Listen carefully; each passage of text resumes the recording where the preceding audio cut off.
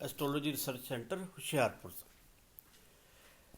लाल किताब में दो चीज़ों की कहीं पर मनाही भी है और कहीं पर उनका बड़ा अच्छा प्रभाव भी देखने के बारे में बताया गया है।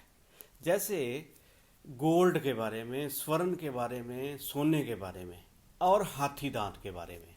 ये दो चीज़ें हैं जो लाल किताब में कुछ ग्रहों की स्थिति के अनुसार बताई गई हैं कि कहाँ पर धारण करनी चाहिए, कहाँ पर पास रखनी चाहिए या नहीं रखनी चाहिए।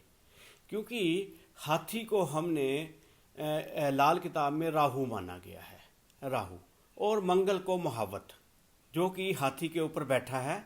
मगर लाल किताब में राहु अगर देखा जाए तो वो कहता है ये पहलवानी का संकेत है, या ये मुकदमेबाजी करवा देता है, या कारोबार में सडन आपको घाटा पड़ जाए, या आपके ऊपर कर्जा चढ़ जाए, या आपके ऊपर कोई लड़ाई झगड़े का केस पड़ जाए, तो ये राहु करवाता है। अगर मंगल की बात करें तो मंगल भी चीर फाड़ का स्वामी है, भाई का स्वामी है, या मंगल भी लड़ाई झगड़े का स्वामी भी माना जाता है। तो मंगल को और राहु की स्थिति को देखते हुए कुंडली में आज बात करेंगे कि हाथी दांत कहाँ पर रखना आपके पास सहायक है और सोना कहाँ पर धारण करना सहायक है और कहाँ पर सोने को भी धारण नहीं करना। कि सोने के बारे में भी जो बातें कही गई हैं कि वो नुकसान देगा। जैसे सबसे पहले बात करते हैं हम हाथी दांत के बारे में कि हाथी दांत कहाँ पर रखना लाल किताब में उचित बताया गया है और कहाँ पर उसको मंदा फल देने के लिए भी बताया गया है। सबसे पहले अगर बात करें हम राहु के बारे में थोड़ी सी, राहु क्या है कि उम्र व दौलत का मालिक रईस, 3 में, अगर 3 में राहु है तो हाथी दांत को अपने पास रखने की मनाही बताई गई है। कोई भी व्यक्ति, पहले जो रईस लोग थे, राजा महाराजा लोग थे, वो हाथी दांत की वस्तुएं रखते थे। आजकल तो हाथी दांत बैन है बिल्कुल, मगर पुरानी चूड़ियाँ भी डाली जाती थी हाथ में, और उसके कुछ खिलौने भी रखे जाते थे, कुछ नक्काशी की जाती थी मेज़ों पर या किसी और चीज़ों पर, जिससे कि हाथी दांत के बारे में बताया जाता था कि हाथी दांत जो है वो अपने पास रखें हम तो उसके फ़ायदे होते थे। मगर आजकल तो हाथी दांत है ही नहीं, बैन हो गया है और इसकी मनाही है। मगर पुराना भी अगर पड़ा हो तो कहाँ पर रखना है पास, कहाँ पर नहीं रखना, ये आपको कहाँ पर मंदा फल देगा, कहाँ पर अच्छा फल देगा। तो राहु के बारे में पहले जान लें कि राहु 3 में बताया गया है कि बिल्कुल हाथी दांत पास में मत रखें। क्यों? इसका कारण है। पहले राहु 3 में क्या फल देता है ये समझ लें। राहु नंबर 3 उम्र व दौलत का मालिक, इसको कहा गया है रईस, अमीर आदमी, गोली बंदूक लिए पहरेदार, कि जिसका राहु 3 में होता है उसको कहते हैं कि ये गोली बंदूक लिए पहरेदार की तरह राहु जो है उस व्यक्ति की सहायता करता है। और उसको साल 2 साल पहले ही खबर हो जाती है कि क्या होने वाला है, कि क्या होगा आने वाले समय में। उसको ख्वाब आ जाता है। राहु 3 वाले को हमेशा ख्वाब आ जाएगा, ये उसको पहले ही इंट्यूशन हो जाएगी कि ये क्या होने वाला है। सच्चा, वो सच्चा साबित होता है जो उसको पहले ही ख्वाब में, सपने में, ड्रीम में पता लग जाए या वैसे उसको पता लग जाए। तो मंगल से हम देखते हैं कि भी शाही सवारी, राजा महावत हाथी हो। जैसे लाल किताब में राहु को हाथी बताया गया है और जो मंगल है वो महावत है। तो अब इसमें 2 साल पहले ही कहता है राहु वाले 3 को पता लग जाता है। मंदी हालत क्यों बनती है यहाँ पर? राहु अगर 3 में हो तो मंदी हालत कब होगी? जब वो किसी का कर्जा लेकर मुकर जाएगा, पैसा लेकर मुकर जाएगा, या किसी को धोखा फरेब करेगा, तो यहाँ राहु मंदा फल देना शुरू कर देगा। इसलिए मंदे वक्त के वक्त वो कहता है, अब ये थ्योरी समझने वाली है कि हाथी दांत क्यों मना किया गया है। कि मंदे वक्त के वक्त वो कहता है कि चंद्र का उपाय करें। चंद्र का उपाय क्यों? चंद्रमा जो है वो राहु को कंट्रोल करता है। जैसे मंगल करता है वैसे ही चंद्रमा भी राहु को कंट्रोल कर जाता है। तो उसमें क्या है कि हाथी दांत जब भी रखेगा तो चंद्रमा के उल्ट काम हो जाएगा। चंद्रमा का उपाय बताया गया है। चंद्रमा का उपाय सबसे बढ़िया होता है माता की सेवा करनी, दूध का दान या पानी का दान, या जो है शिवजी महाराज को भी चंद्रमा कहा गया है, तो यहाँ पर उसका जो फल वो बताया गया है। तो 3 में अगर जब भी राहु हो तो वो उसको क्या करना है आपने, भाई ये समझ लीजिए कि भाई 3 में राहु है तो आपने कभी भी हाथी दांत पास नहीं रखना है। अब बात करते हैं कि सोने की, हाथी दांत कहाँ पर रखना है और सोना कहाँ पर रखना है। तो मंगल 3 में हो, मंगल 3 में हो तो हाथी दांत अपने पास रखना या संबंध होना या हाथी दांत का व्यापार करना अच्छा माना गया है। कहता है कि मंगल 3 में नरम तबीयत रखे अगर, तो वो डे बाय डे बढ़ता ही जाएगा।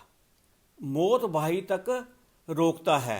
अगर मंगल 3 में हो तो गुस्सा ज़्यादा आता है, ढीठ भी हो जाता है, जल्दी काम करने का उसको आदी हो जाता है। मगर वो कहता है नरम तबीयत एकदम बढ़ता, अगर नरम तबीयत रखे तो एकदम बढ़ेगा, आगे बढ़ेगा वो।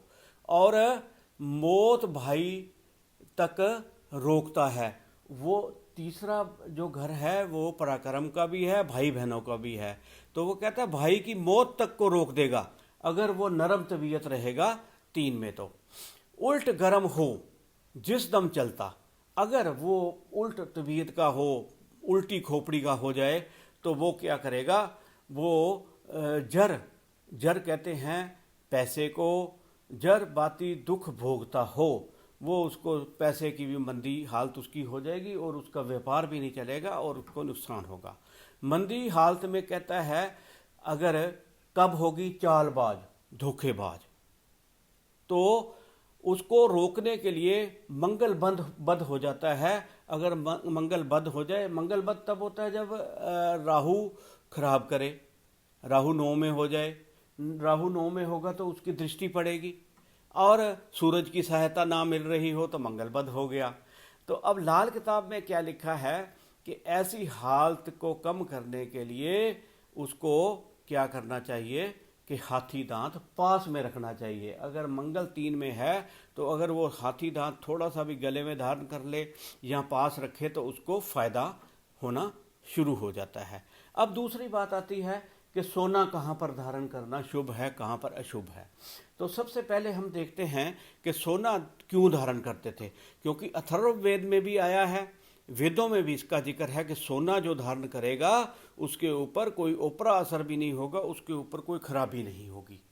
तो गोल्ड धारण करना कहाँ पर अच्छा है, केतु 3 में हो तो कहता है पीठ में दर्द या पेशाब के रोग, जोड़ों के दर्द हों तो सोना धारण कर ले, गले में सोने की चेनी डाल ले।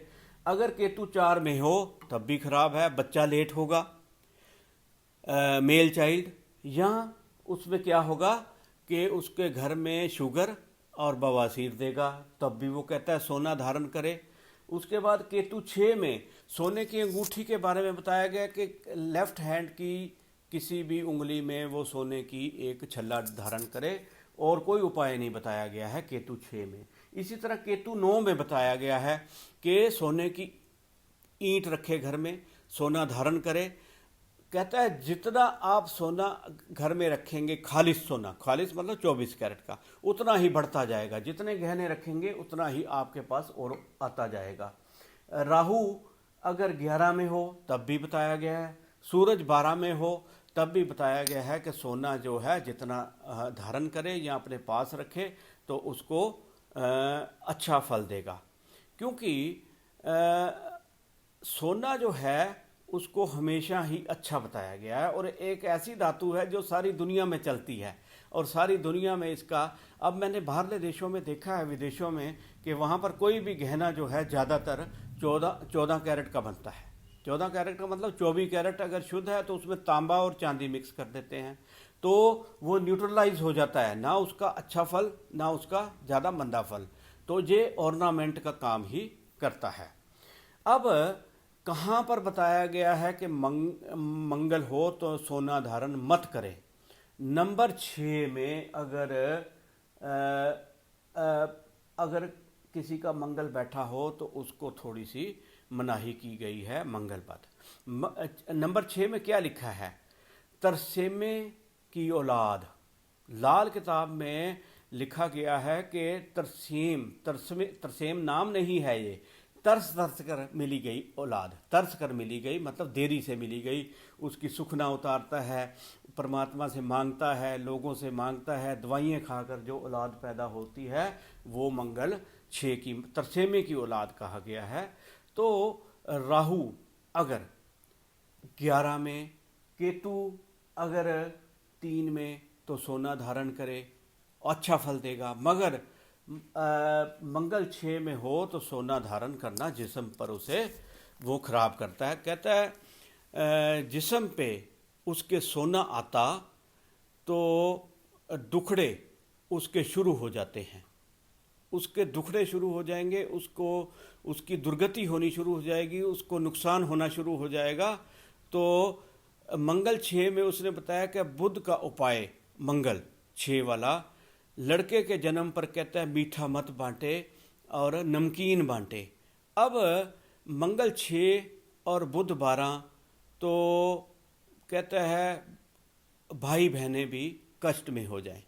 मंगल 6 बुध 12 हो जाए तो भाई बहनों को भी कष्ट होता है।